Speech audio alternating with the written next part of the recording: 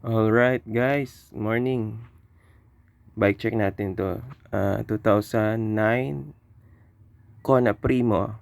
Ito yung Garbanzo edition. Yan, naka 1.5 ang head tube niyan. Yan, check nyo guys.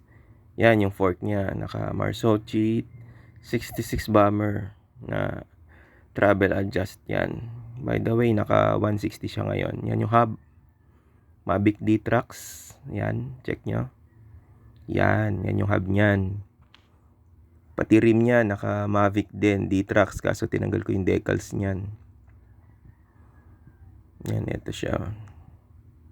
Yan. Check nyo guys.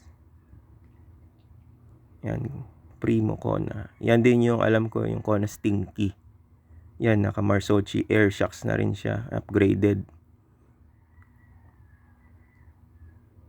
Pinalitan ko na dati yan. Original niya, naka Marzocchi Rocco. Yan, Alivio crankset. Halotech. Yan, naka-race space na seat post. Yung saddle, old school. Tagal na yan sa akin, since high school pa.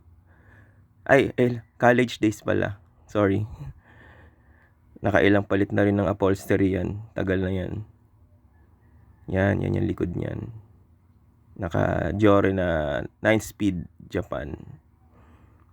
Alright. Yan siya guys.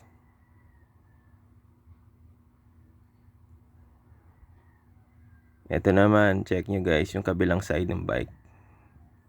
Yan siya sa kabilang side. Yan ang cockpit ko, naka fan crossfire 35mm stem at saka naka fan fatboy na handlebar cutted to 760mm. Yan ang rotor ko, Hayes 203mm. Ito yung kabila niya, naka dope brake system siya. Ang bigat niyan. Grabe bigat niyan. Yan ang nagpabigat din sa bike niyan. Yan, mafe-feel nyo lang yan pag sa downhill. Ayan guys, hope you like my bike check for today. Subscribe naman kayo sa channel ko guys. See you later. Bye bye.